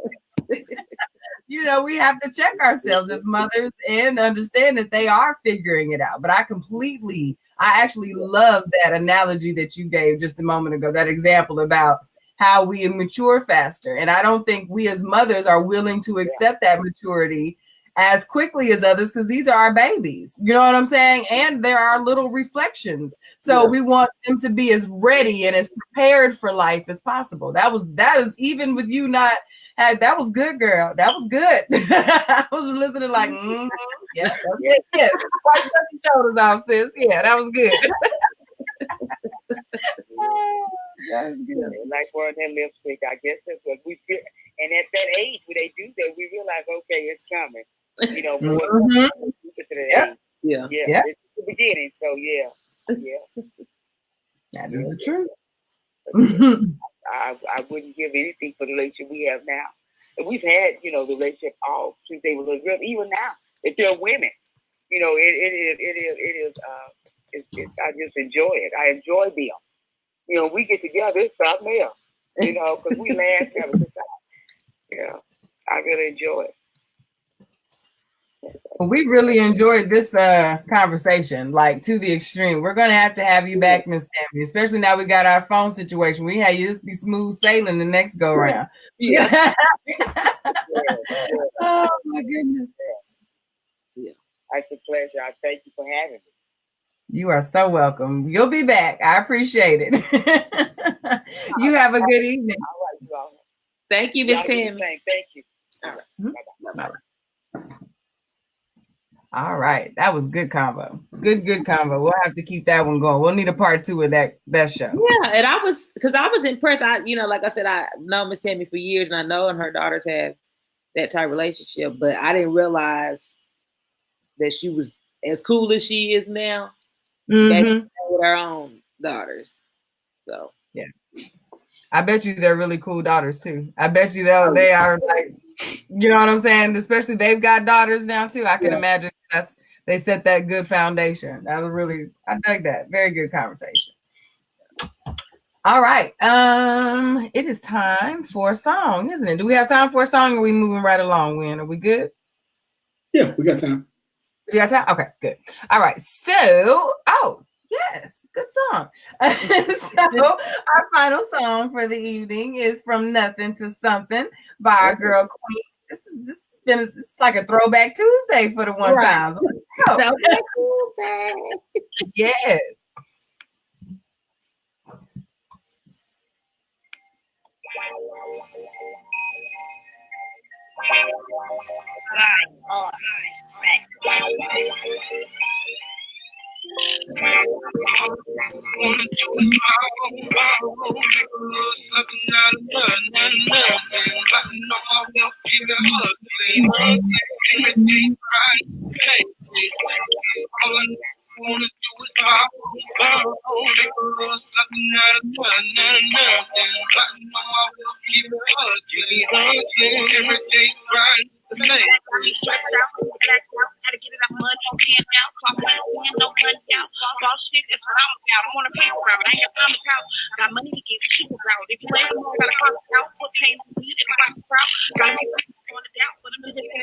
chill out. When I had that thing on free, but I'm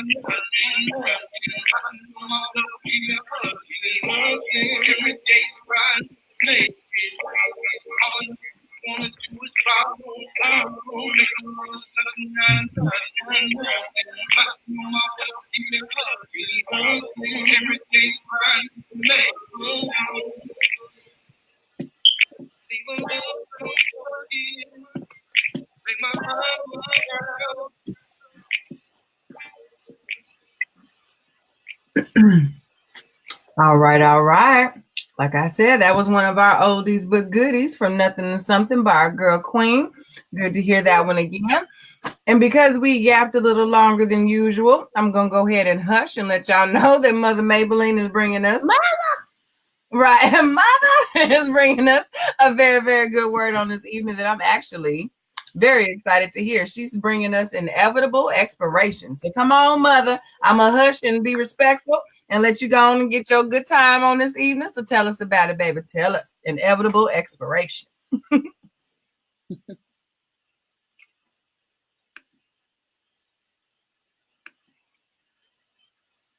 Mother. Unmute.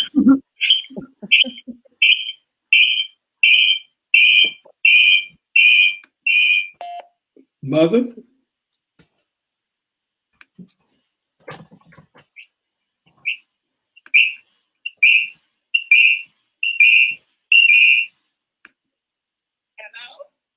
Yeah. Can you hear me? We can hear you. Go ahead. Child, I thought I heard a smoke alarm. What's going on over there? A little echo. We're working on it. I couldn't hear nothing, child. All I heard was unmuted. And I said, well, muted. I said to the nice white man recording and said unmuted. I don't know why I've been unmuted too because I don't hear a thing. I heard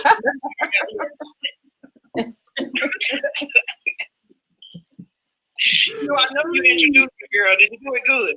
I did, and I did it quick so you can get your little time. So I was trying to be respectful, but I did, girl. I did.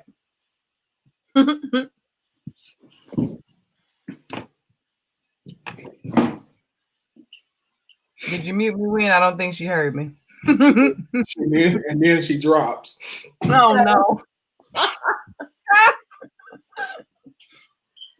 Oh, brother.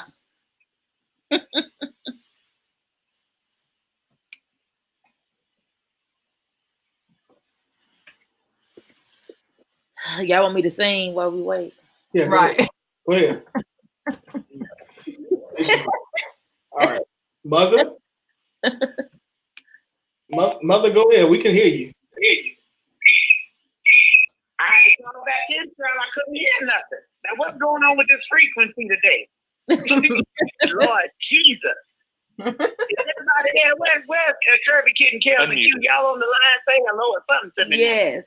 Mm-hmm. I couldn't hear nothing. I said, Q, I didn't hear your introduction because it went blank over this year, but I know you did good, didn't you, sugar? I did. I did my best, honey.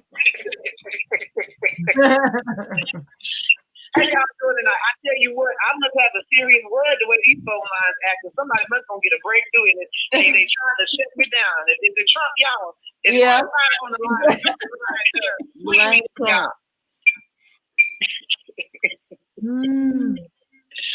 Please be if y'all, sir. Well, anyway, look, we're going to get on off into this. I don't know what's going on, but just in case I get cut off, I want somebody to hear what we're talking about tonight. I know you heard the topic, inevitable expiration. Are y'all with me on that? Mm-hmm.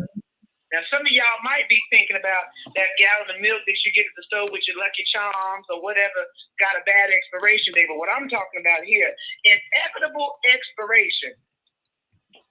This one today may not get a whole lot of laughs, y'all, because it's a real thing that I want to talk about tonight. We inevitably have an expiration date. We don't know the time, the place, the minute, the millisecond, or the hour that our time is. And this is just real talk. Inevitable means you can't avoid that thing. That means it's going to happen. It's going to come. You can't stop it. I don't care how much money you got, how many degrees you got, what your credit score is, how many homes, cars, businesses, or finances that you have. The expiration date is inevitable. I don't care what your nationality is, what your religious belief is, if you're not spiritual, if you're atheist, whatever you are, we all have an inevitable expiration date.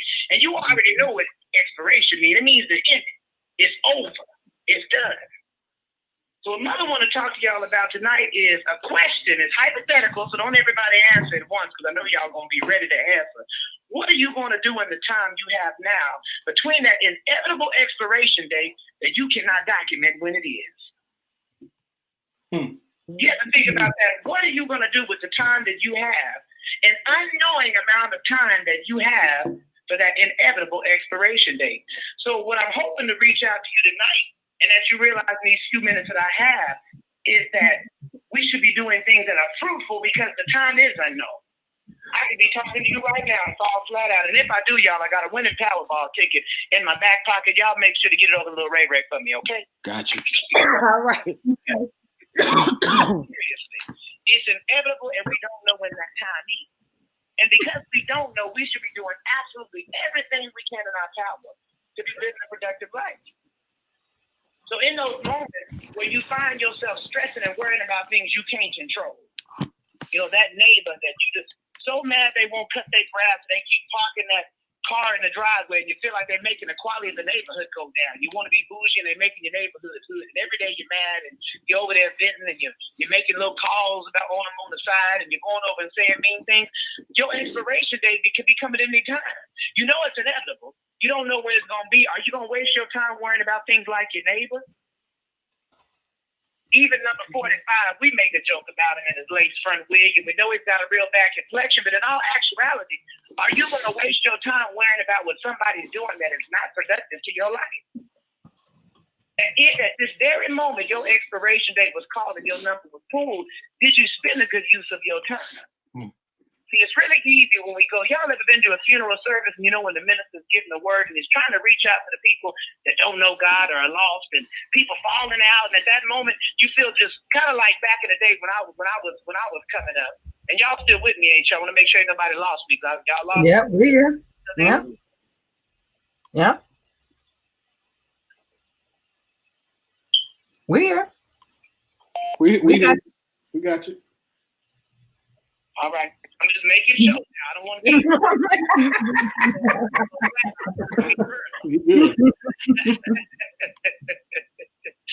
Y'all got to let me know because a little while ago I couldn't hear nothing. It's like totally blank. It's a good system you got, but I can't hear not even a breath. Y'all can breathe with me. Heavy breathing will help you, okay?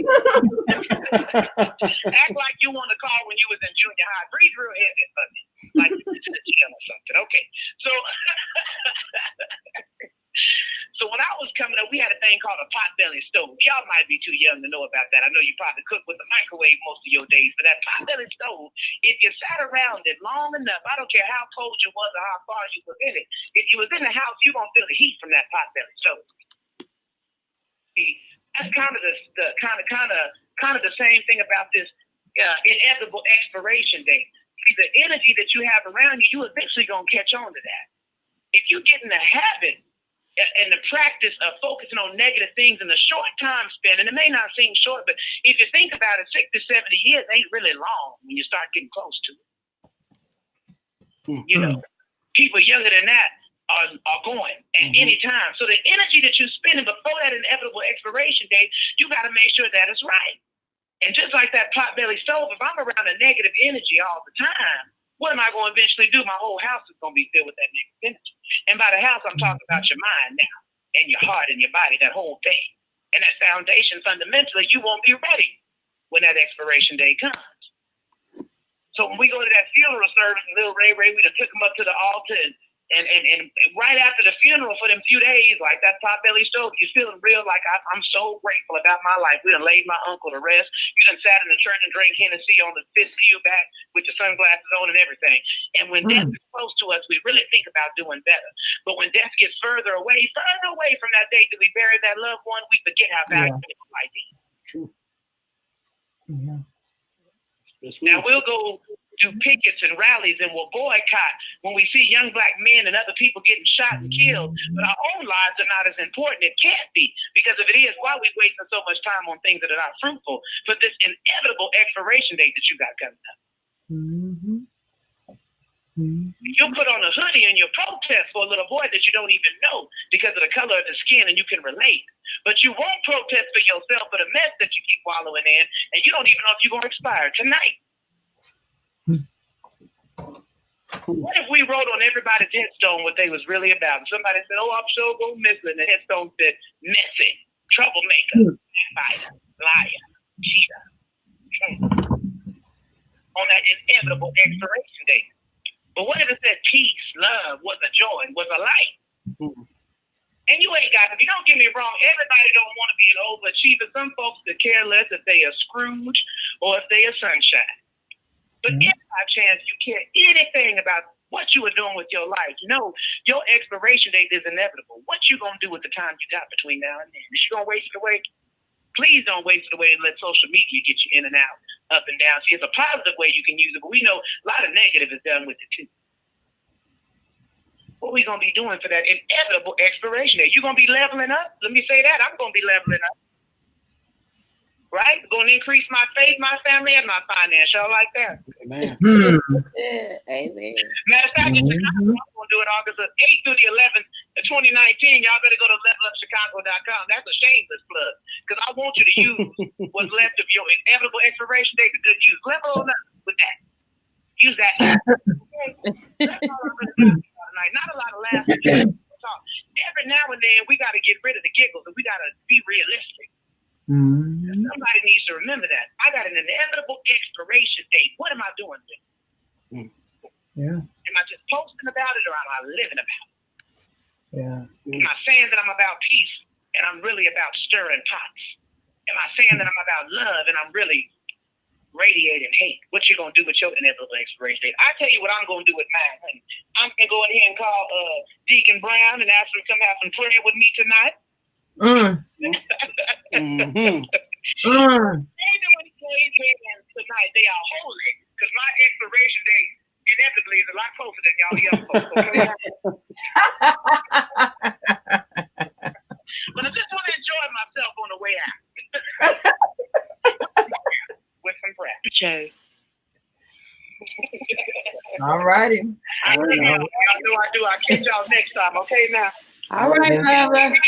Reverend, have him with Bishop. Have him with it and get me on the air. You know I'm old now. I can't work all this technology. I need to get an assistant or something to go. Have an assistant for the next time. I'd like it to be about 29 and 6 if you don't mind. I appreciate you. God bless you. All right, brother. Y'all have a good one, man. Love y'all. You too. Good night. Good night.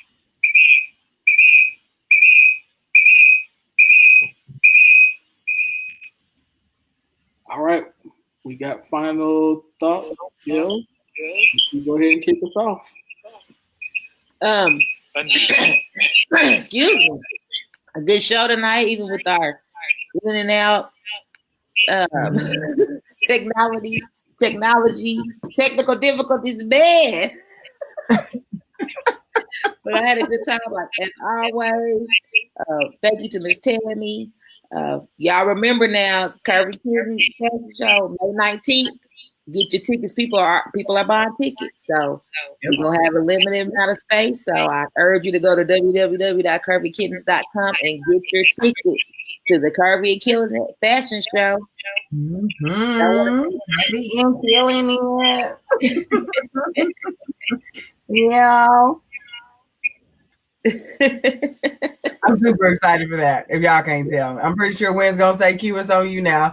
So I'm going to say, yes, go get your tickets because we are going to have a flipping ball at the fashion show. I'm so excited for that.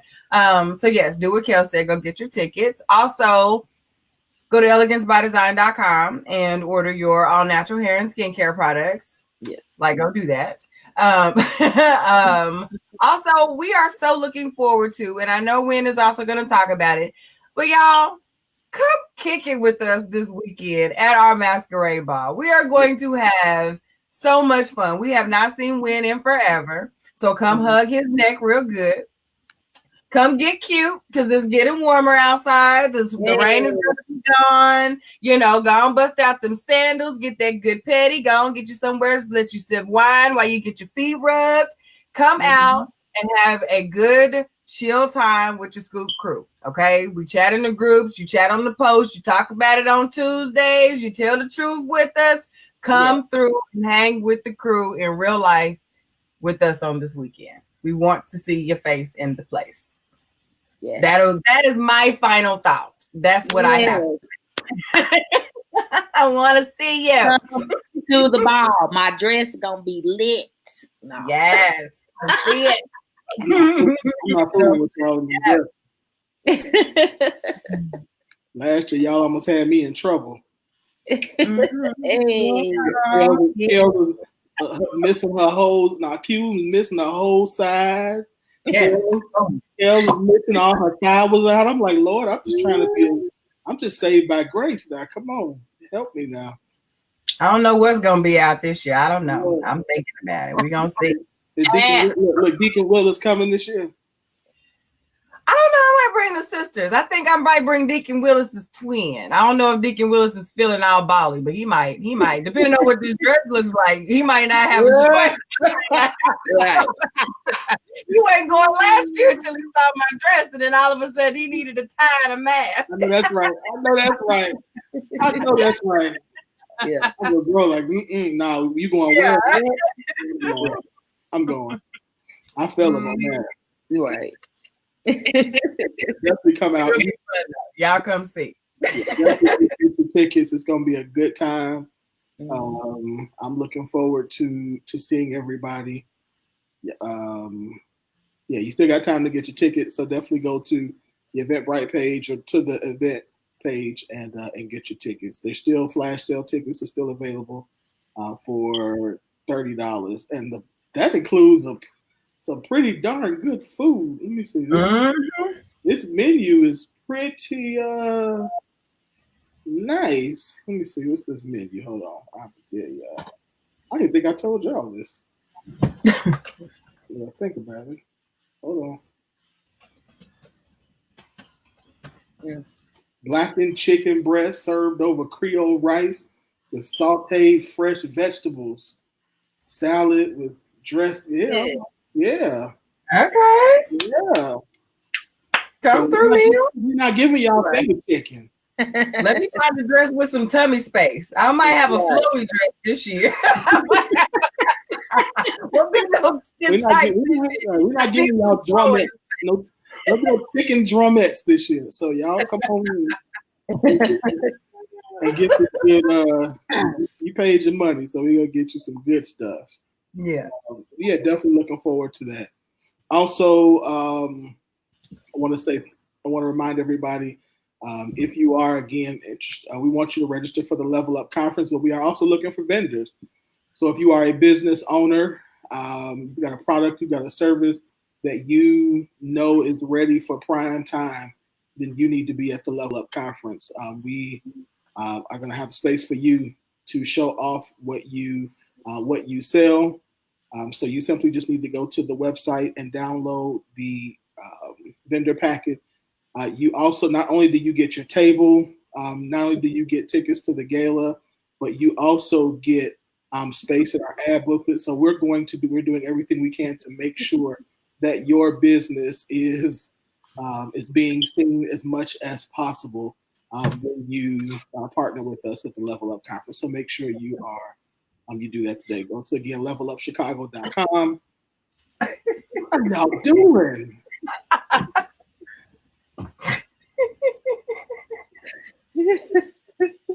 And get y'all tickets. Get you registered for the Level Up Conference, and then register if you're a vendor or if you want to be a sponsor. Y'all over there just wilding out. What am I missing? You said what? It's your fault. Yeah. What I do? You moved off into the darkness. Oh, because I'm in the dark. You went to the dark side for the final thoughts. That thing was hurting my butt. I had to I said, I understand them hating ass chairs. That chair was hurting my butt. I'm like, I got to go sit on something soft. Yeah, you got to put a little blanket, a cushion over there. Exactly. I ain't got no butt as it is, so I got no booty back there, and then I'm sitting on this hard wooden stool for 2 hours. So, oh no, yeah. But no, I look forward to seeing y'all too this weekend. Of course, y'all know we like to cut up, and so y'all Can't wait. Have fun with us. 16 seconds. Have a good rest of your week, everybody. The Word on Wednesday will be on tomorrow with Pastor Burns. Chicago, if you guys are not busy, fellas, I will be at Valley Kingdom Ministries tomorrow night teaching on finance. So I'll be in Chicago tomorrow for their Bible study. So come on out. It's in Oak Forest. We're going to talk about some practical ways to make more money, and to retire well. So we're looking forward to being with you guys tomorrow night. So y'all have a good rest of your week. We'll see y'all next week for another great show. And thanks to Kels, thanks to Q, thanks to Mother Maybelline. Thank you to Miss Tammy for coming on. You're absolutely phenomenal. Y'all, thanks Scoop Nation. We love you. Appreciate you for your support. And again, don't forget to register for the Level Up Conference. We will be back next week for another great show. Y'all have a good night. See you next week. You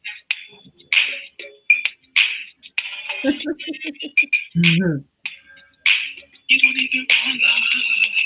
Then tell me why you're here, love. If you could just give it, I should just spend it while you're standing here. First you say you're with me, and then you try to take me. So I try to keep it low when you knock me to the floor, cause I don't wanna cry tears. Would you believe this love is forever, girl?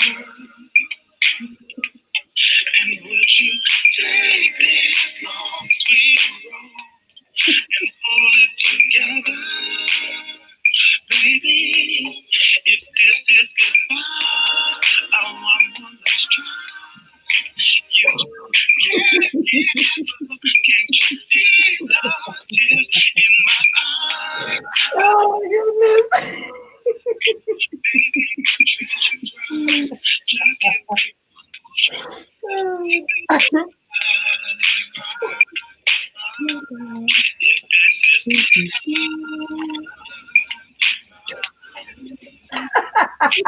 Hi, y'all. Good night. See y'all next week. I'll see y'all this weekend. all right. All right.